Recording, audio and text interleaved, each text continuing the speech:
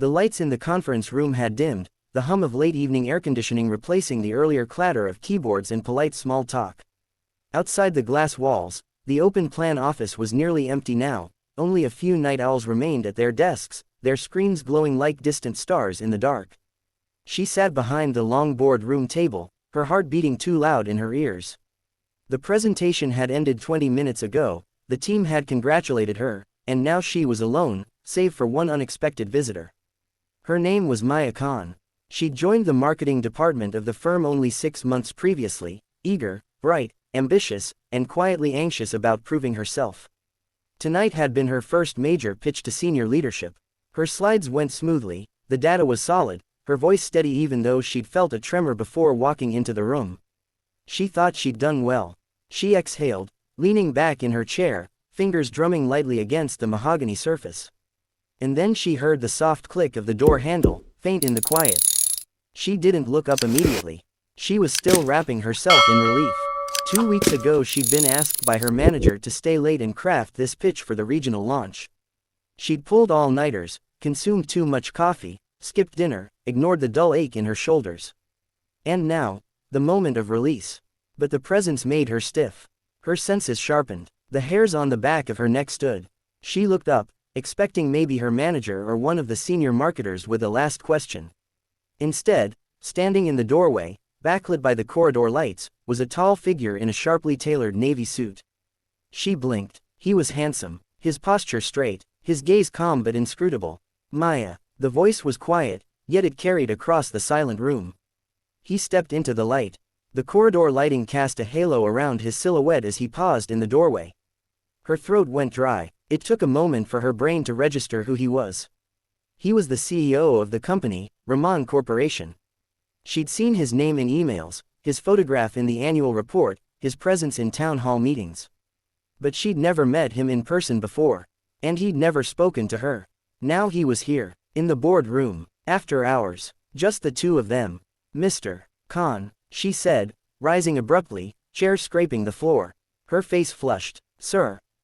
No need for formalities, he said softly. Call me Adil. His voice was lower than she expected, measured. You gave a fine presentation. She was still standing. She nodded, trying to collect herself. Thank you, sir. Adil. I hope the results meet your expectations. He gave her a slight, enigmatic smile. I believe they will. A silence settled between them. The tension in the air was subtle but growing. She could feel it in the tightening of her ribs, in the faint tremor in her hands.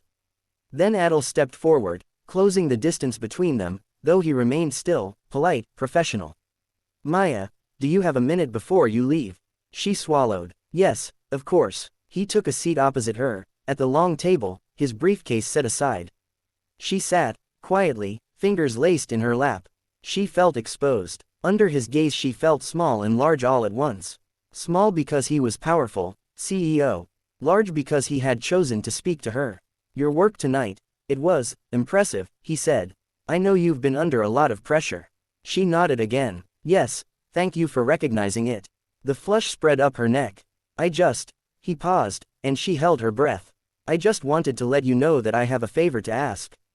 Her heart jumped. A favor? Yes. He leaned in slightly. Tomorrow morning, we'll be meeting with the client at 9 a.m. I'd like you to join us, for the first hour, for introductions. After that, you'll take the lead with the campaign rollout. She felt a surge of excitement. I'd be honored. Good. He closed his eyes for a brief moment. And one more thing. Her pulse hammered. Yes. He stood, and though his movement was smooth, it carried the weight of command. He paced to the window, looking out at the city lights, skyscrapers glittering like a bed of diamonds. Then he turned back to her. There's something else I noticed. She shifted in her chair. What's that? His eyes held hers steadily. The moment you walked in, when you overtook the chances you gave yourself. That moment when you spoke without hesitation, I saw somebody who doesn't just want to fit in but to stand out. She swallowed hard. Thank you. That means a lot. And then, with a quick glance at the door, an almost involuntary check of the corridor outside, he came closer. He stopped just in front of the table.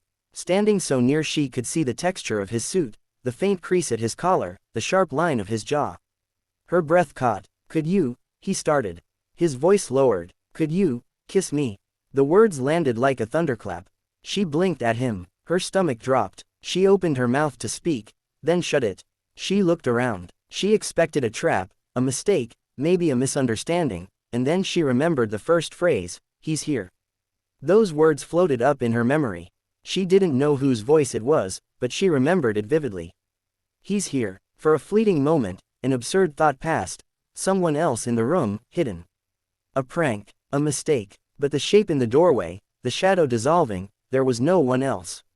It was only him, her CEO boss. Her brain screamed warnings. This is wrong. Power imbalance. Professional boundaries. Risk. But her heart thumped in synchrony with something else. Curiosity, surprise, tremor. She looked at his face, blinking. But she wanted to laugh, or cry. She wanted to shove the chair away, stand up, sprint out of the room. Instead she sat frozen. He gave her a gentle half-smile, then leaned in. "Please," he said softly. "Just once. I understand if you can't. His voice broke just a fraction. "I want to see if the real world feels different from the one where we only walk past each other in corridors and boardrooms." Her pulse raced, hands clenched under the table. She felt dizzy. She realized she was imagining what it would feel like. His lips near hers, the scent of his cologne, something professional becoming entirely personal. Her fingers itched to rise, to touch his arm, to close the gap, but she forced them to stay flat. "You know," she said, voice trembling. "You know this might mean moving beyond work. It could change everything." "Yes," he admitted. "I know." He paused, his gaze unwavering. "But sometimes, change is what we need." She swallowed again. "And you're asking me, right now?" He nodded. "If you're willing." She closed her eyes. She thought of the pitch, of the late nights, of the wait for recognition. She thought of her ambition and of the invisible barriers she felt in this office. She thought of him, boss, leader, stranger, and suddenly the distance between them collapsed. Opening her eyes, she looked at him, not with fear but with an unexpected clarity. "Okay," she said. He smiled then, gently, and took a step closer. Standing, he reached out, one hand touching the back of her chair so that she did not move. With slow purpose, he leaned in. And she, unspoken, lifted her chin. Their lips met, soft at first, hesitant, but the room dissolved. The lights faded, the city noise outside hushed, the world reduced to the press of two bodies, the brush of breath, the whisper of cloth against fabric. She felt heat bloom in her chest. She tasted the faint tang of after coffee and mint, heard the rustle of tie and silk. It lasted seconds, stretched like an eternity. Her heart pounding loud in her ears, her breath shallow. When they parted, he remained close enough that she could feel his presence, but not pressing. Professional and personal suspended in that instant. "You're remarkable," he whispered. His voice was reverent. "I'd like to explore what else you are, beyond the boardroom." She exhaled, words failing her. Her cheeks warm, her mind whirling with consequence and possibility. "What happens next?" she asked, the question that was both daring and terrified. He paused, as if measuring his answer. "We navigate this together. But now, for tonight, you go home. Rest. Tomorrow is important, and I'll see you at 9.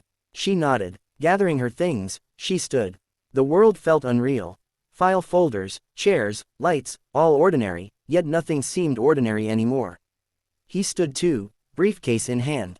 He nodded at her, and with that acknowledgement, he walked out of the room, closing the door quietly behind him. Maya stood a moment more, feeling the aftershock of everything. Then she reached for her phone, her bag, her jacket, moved toward the corridor. The air felt cooler now, crisp. The night around her felt heavy with unsaid words. In the empty hallway, she caught her reflection in the glass. A woman changed. A woman who accepted the unexpected. Who took a risk. She touched her lips lightly, remembering the warmth. Her cheeks flushed. Her knees felt weak. She didn't know where this would lead. The power dynamics, they were real. The risk to her career, they were real. The whispers among colleagues, they might come. But beneath all that was a new truth. She had responded. She had allowed a shift. The question wasn't just what could happen, but what would she do with it? As she stepped into the elevator and watched the floors descend, she felt the gravity of professional and personal merging. She wondered if she still recognized the woman she was 6 months ago, so eager to fit in, so quiet, so careful. And she realized, maybe fitting in had been too small a goal. Maybe standing out meant surrendering her safety. But tonight she had done it anyway. The elevator doors opened on the ground floor. She walked out into the lobby, the silent gloom of the building waiting for its overnight cleaning crew. The night felt empty. The city lights outside glowed. She paused, looking at the reflection of the building in the large glass windows. The interior lights seemed to pulse with her heartbeat. She pulled her jacket tighter around her shoulders. The decision she had made, or at least the moment she had accepted, was both terrifying and exhilarating. The next day she would sit in that board room again, opposite clients, opposite her boss, opposite the woman she used to be. She would begin the campaign rollout with him watching. She would face the world changed. But for now, the night was hers. The world outside was quiet. She pulled out her phone and sent a quick text to her sister, "Made it. Let's talk tomorrow." She plugged her earphones in, walked out into the street, letting the cool air wash over her skin. She breathed deep, and deep within her, a new seed of possibility had been planted.